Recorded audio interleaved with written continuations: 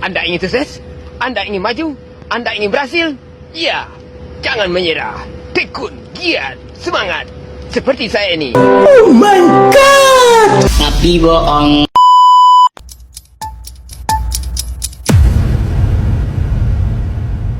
Saatnya berpetualangan, datang ke taman pelangi. Bersama teman-teman semua, yuk kita saling menggabung. Assalamualaikum warahmatullahi wabarakatuh. Nama saya Trimayanti dengan NIM 2204040033, Prodi Pendidikan Bahasa Indonesia. Video ini dibuat untuk memenuhi tugas mata kuliah Wacana Bahasa Indonesia. Saya akan menjelaskan materi mengenai wacana berdasarkan klasifikasi wacana. Menurut Anton Mulyono pada tahun 1995, wacana merupakan rentetan kalimat yang saling berkaitan sehingga membentuk makna yang serasi.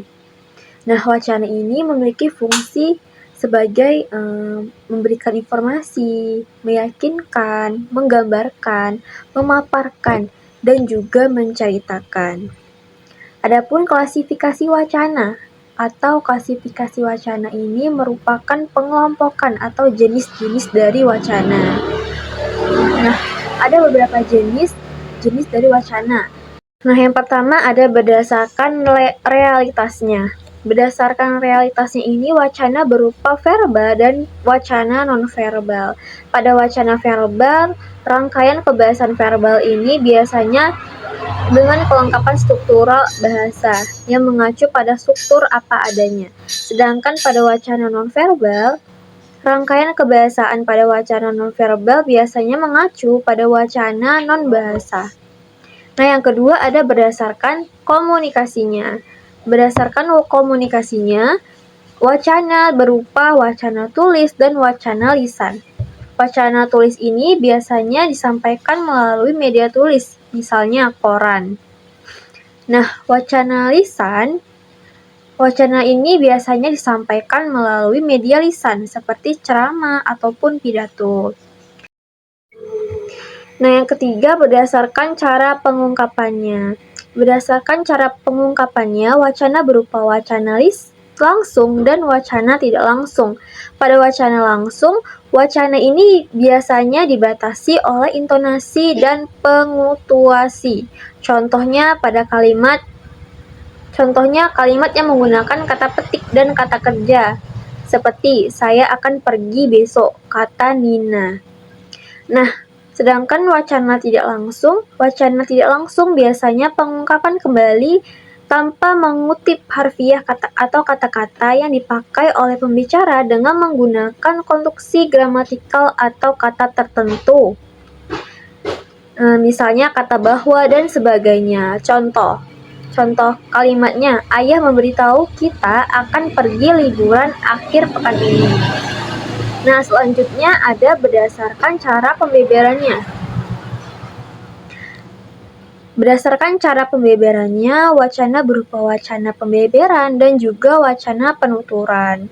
Wacana pembeberan ini adalah wacana yang menjelaskan satu topik atau wacana yang tidak mementingkan waktu dan penutur, yang berorientasi pada pokok pembicaraan dan bagian-bagian yang logis. Sedangkan wacana penuturan adalah wacana yang mementingkan urutan waktu yang dituturkan oleh pembicara pertama atau ketiga. Orientasi pada pelaku dan seluruh bagiannya diikat oleh kronologi. Wacana ini biasanya menyajikan suatu peristiwa atau kejadian yang seolah-olah peristiwa tersebut dialami sendiri oleh pembicara. Contohnya terdapat pada teks narasi. Nah, selanjutnya ada wacana berdasarkan bentuknya. Wacana berdasarkan bentuknya ini terbagi menjadi 3 bagian, yaitu wacana prosa, puisi, dan juga wacana drama. Nah, prosa ini biasanya terdapat dalam cerita pendek.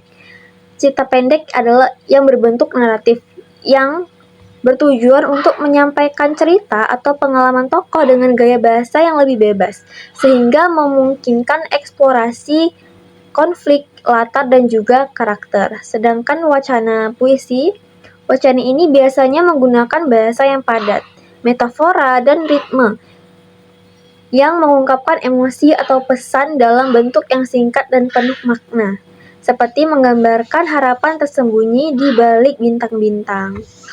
Nah, kemudian ada wacana drama.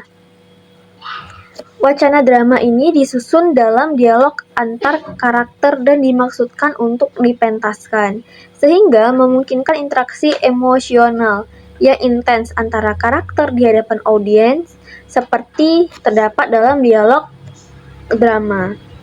Nah, yang terakhir ada wacana berdasarkan isinya. Wacana berdasarkan isinya ini ada beberapa jenis, yaitu yang pertama ada wacana naratif. Wacana naratif ini biasanya menyajikan suatu peristiwa atau kejadian. Contohnya seperti terdapat dalam teks narasi. Yang kedua adalah wacana prosedural.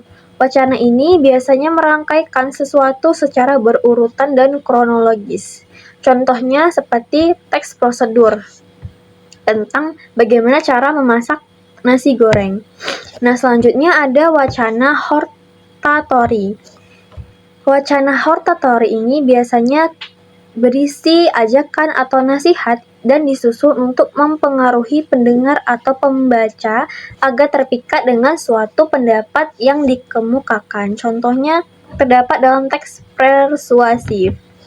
Nah, yang keempat ada wacana expository. Wacana ini biasanya bersifat menjelaskan sesuatu yang berisi pendapat atau simpulan dari suatu pandangan. Nah, wacana ini berupa memaparkan sesuatu agar tercapainya tingkat pemahaman akan sesuatu. Contohnya terdapat dalam teks argumentasi. Nah, selanjutnya ada wacana deskriptif. Wacana ini berupa rangkaian tuturan yang memaparkan sesuatu baik berdasarkan pengalaman ataupun pengetahuan si penuturnya. Contohnya teks deskripsi. Nah, kemudian ada wacana dramatik. Dalam wacana dramatik ini biasanya menyangkut beberapa orang penutur dan sedikit bagiannya bersifat naratif. Seperti contohnya itu terdapat dalam pentas drama atau dialog dalam drama. Nah, kemudian ada wacana epistolari. Wacana epistolari ini digunakan di dalam surat-surat dengan sistem dan bentuk yang tertentu. Biasanya wacana ini dimulai dengan aliena pembuka, isi, dan aliena penutup, seperti terdapat dalam surat lamaran kerja. Nah, yang terakhir ada wacana seremonial. Wacana seremonial ini berhubungan dengan upacara adat yang berlaku di masyarakat bahasa. Berupa nasihat pada upacara perkawinan, upacara kematian, upacara syukuran, dan lain sebagainya. Contohnya terdapat dalam nasihat di upacara pernikahan adat Batak. Hanya ini dapat saya sampaikan, lebih dan kurang saya mohon maaf. Assalamualaikum warahmatullahi wabarakatuh.